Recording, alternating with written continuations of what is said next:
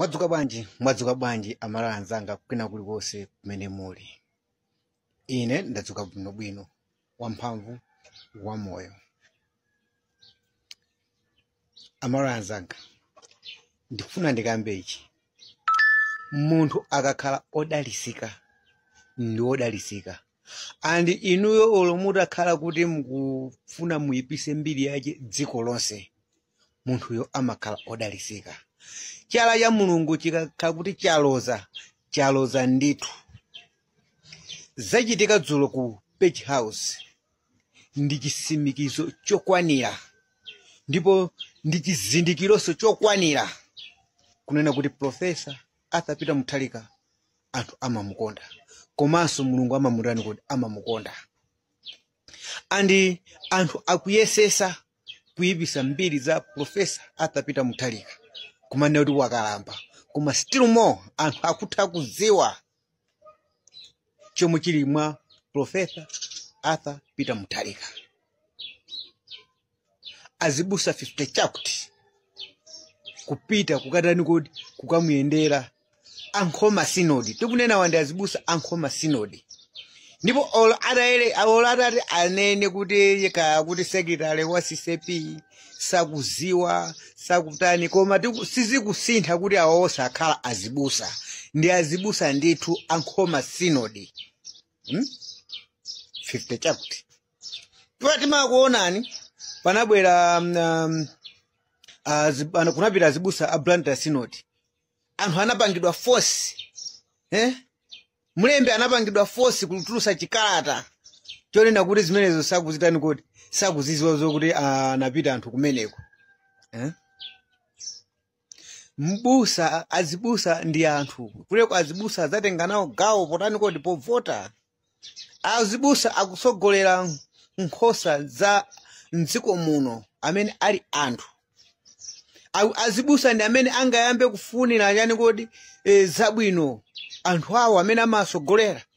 Chifukwa mbusa sangakhale okondwa kumuona munthu azinkhosa zake zikutani kuti zikuphinjika, nkhosa zake zikunyentchera chifukwa yani kuti chanjala, moti kuonekera kumapita kuziwa choonadi kwa azibusa amene wakuyambira Atlanta Synod anapita kukamuona Peter Mutharika. Ndi chisimikizo chonena kuti ulamuliro wa Peter Mutharika unali wabwino. Ulamuliro wa Peter Mutharika unali wabwino, koma chifukwa cha kaduka njiru anthu anayesesa kumuchosa Peter Mutharika mwa upandu. Chifukwa unachitika amene pachawo ndi upandu. To be honest, tizusana ndi upandu. Andizosatira za upandu amene chawo ndi mavuto amene tikutani kuti tikumana nawo pano. Andi kuko chidaso mistake panopa. Tizakumana ni mavuto okuti sitinatani kuti sitinaone. Azibusa Ankhoma Synod ulemu wanu. Tiyeni tigwire ntchito yofunira mtundu wa Malawi zabwino. Tiyeni mipingo mutigwire ntchito yofunira nkhosa za Mulungu zomwe zikuphinjika panopa, ngakhale nkhosa za Mulungu zikulephera kutumikira Mulungu mokwanira chifukwa cha mavuto amene akhazikika pakati pathu.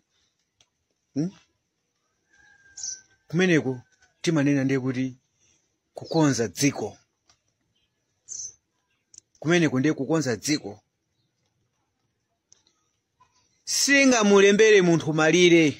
Ife zikakhala zonena kuti munthu amamwalira timayambira olo mwana athangobadwa umjeneo timaona mwina mwache ndithu mwana kubadwa kupitirira. Mwina mwana kungobadwa mwina ndi 6 months kutisiya.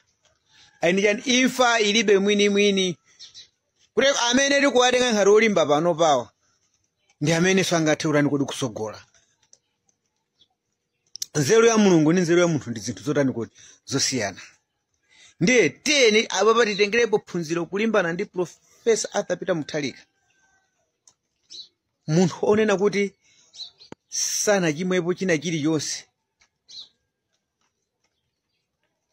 munthu onena kuti mulungu anamudalitsa. Chifukwa to be honest, Professor Arthur Peter Mutharika mulungu anamudani kuti anamudalitsa. Nchifukwa cha anthu mukuyesesa nsanje tuchitipa kuguba ndi kuyipisa zija za age limit ndi zija zinathera m'mazira zija. Chimenecho ndiye chizindikiro chonena kuti munthu amene akukhuzidwayo